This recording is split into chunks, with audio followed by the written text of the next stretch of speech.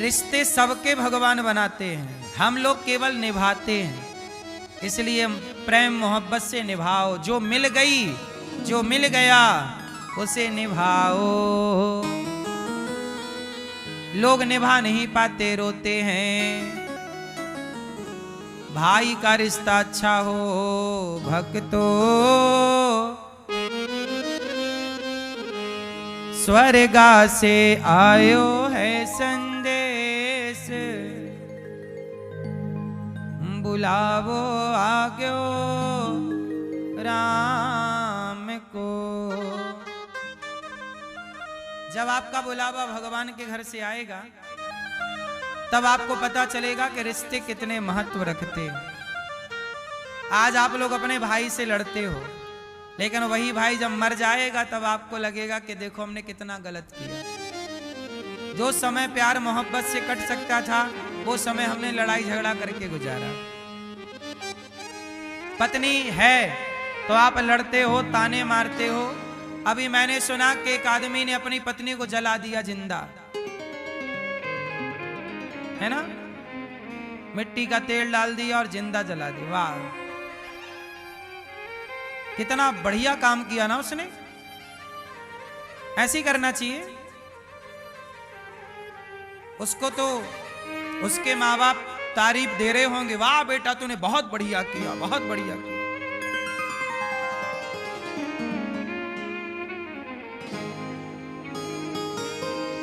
सोचिए, एक महिला को उसने जिंदा जला दिया। कितना कष्ट हुआ होगा उसे जलने में, कितना कष्ट। हम लोगों को रोटी की भाप लग जाए तो कितनी तकलीफ होने लग जाती है। गरम रोटी की भाप लग जाती है तो फफोले पड़ जाते हैं। और वो जिंदा जला दिया, उसे जरा दया नहीं आई, जरा उसे पीड़ा नहीं हुई। क्यों? क्योंकि उसके अंदर शायद दया ही ना रही हो, करुणा ही ना रही हो। इसलिए कहता हूं कि ब्याह करने के पहले, शादी करने के पहले इंसानों की कदर करना सीख लो। यदि इंसानों की कदर आप नहीं करना जानते ना, एक दूसरे के घर की बेटी की इज्जत करना आप नहीं जानते ना, दूसरे के घर के बेटे का सम्मान करना आप नहीं जानते, तो विवाह मत करना। क्या मतलब निकलना उससे? जिंदा ही जलाना है किसी लड़की को तो विवाह क्यों करना है? मत करो। ये पाप क्यों ले रहे हो जिंदा जलाने का? मत करो ब्याह, उसे उसकी जिंदगी जीने दो। पत्नी जिंदा है ना, उसकी कदर नहीं है। पति जिंदा है, कदर नहीं। इसलिए हम कहते हैं हर रिश्ते की इज्जत करो, हर नारी का सम्मान करो, हर पुरुष का सम्मान करो। ना पुरुष पर अत्याचार करो, ना स्त्री पर अत्याचार करो, बल्कि एक दूसरे का सम्मान करो, आदर करो। हम आपका सम्मान करें, आप हमारा सम्मान कीजिए। ऐसे ही ये रिश्ते मधुर होते हैं। भाई पति पत्नी का रिश्ता क्या है? 50-50 का रिश्ता है। 50 हम 50 आप, तब ना जाके 100 हुआ। आप अपने को ही सम्माने और पत्नी को कुछ ना समझें या पति को कुछ ना समझ, तो भी तो रिश्ता नहीं चलेगा ना। इसलिए किसी को जला देना ये आपका अधिकार नहीं है।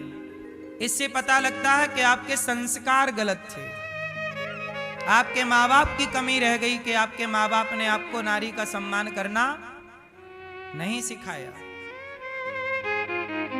कई बार हम लोग सोचते हैं कि चलो माँ है। जब तक माँ जिंदा होती है ना, माँ की कदर नहीं समझते हम लोग, कदर नहीं करते, इज्जत नहीं करते। माँ मर जाए तब पता लगता है कि माँ का होना कितना बड़ा गौरव था, सम्मान था।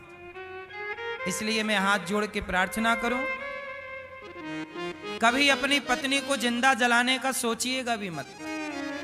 और किसके लिए जलाया उसने? दहेज के लिए, पैसे के लिए। टॉर्चर करता रहता था पैसे पे। तुम निकम्मे क्यों बन रहे हो? कमाओ ना साहब। एक जिंदगी इसलिए जला दी क्योंकि आपको पैसा चाहिए था, आपको घर बैठे पैसा चाहिए, इसलिए विवाह करने से पहले ये जरूर देख लेना चाहिए कि लड़का काम करता है कि नहीं, कमा के खिला सकता है कि नहीं। जो अकर्मण्य है उससे बेटी ना ब्याह दीजिएगा। जो अपना पेट नहीं भर सकता वो आने वाली अर्धांगिनी का पेट क्या भरेगा। इसलिए बहुत सोच समझ के विवाह करना चाहिए। किसे बेटी देना है, किसे बेटी नहीं देना, कौन योग्य है कौन अयोग्य है। पहले के लोग बहुत पड़ताल करते थे, विवाह करने के पहले छानबीन करते थे। लोगों की सुनी बातों पे भरोसा नहीं करते थे, आंखों से देखते थे। बहुत लंबे समय तक जासूस लगा के पड़ताल करते थे, लड़की कैसी है लड़का कैसा है, आचार विचार ठीक है या नहीं, तब विवाह सफल होते थे। हाँ या ना? आजकल तो जल्दबाजी में कर देते हैं लोग।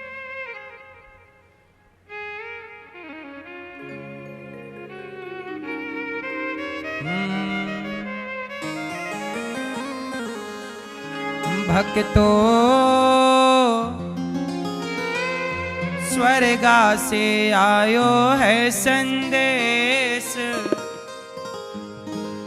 बुलावो आग्यो राम को, बुलावो आग्यो राम को। जब हमारा और आपका बुलावा आएगा तो किस किस का आएगा? एक पिताजी का आया, बोले हे यमराज 1 मिनट की मोहलत दे दो। देखो जब आदमी मरने लगता है तब 1-1 मिनट की कदर पता चलती, कीमत क्या है। 1 मिनट की मोहलत दे दो, करूं बेटा से बात।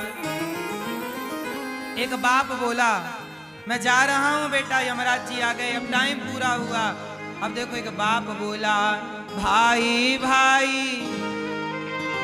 तुम भाई भाई प्रेम से रहना, जाना है सबको उसके पास, बुलावो आग्यो राम को।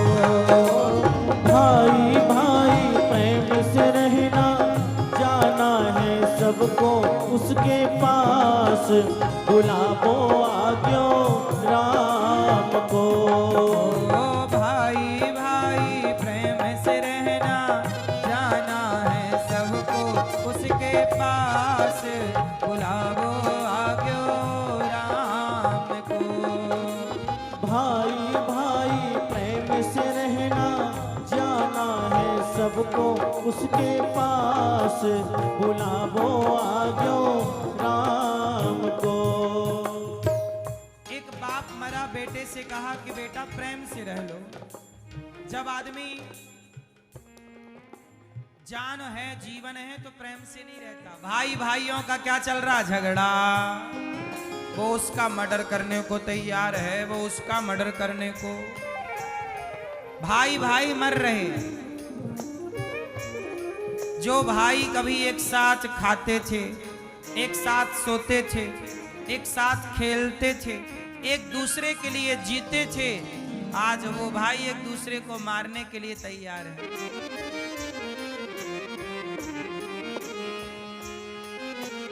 देख तेरे संसार की हालत क्या हो गई भगवान, कितना बदल गया इंसान, कितना बदल गया इंसान। देख तेरे संसार की हालत क्या हो गई भगवान, कितना बदल गया संसार, कितना बदल गया संसार। देख ये संसार की हालत क्या हो गई। क्या था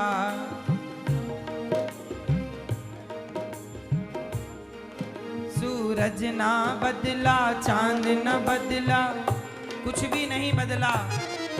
केवल क्या बदल गया? बदल गया इंसान। कितना बदल गया इंसान, कितना बदल गया इंसान। इसलिए कहता हूं भाई भाई प्रेम से रहो। एक माँ मरने लग गई, बोली यमराज जी 1 मिनट की मोहलत दे दो, करूं बहू से बात। 1 मिनट की मोहलत दे दो, करूं बहू से बात। सास मरने लग गई, बहू से क्या कह रही है? क्या कहना चाहिए?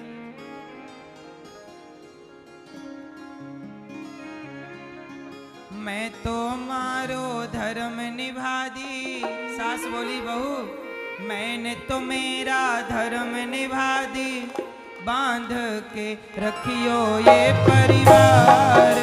बुलाओ आज्ञो राम को, मैं तुम्हारो धर्म निभा दी, बांध के रखियो ये परिवार। बुलाओ आज्ञो राम को।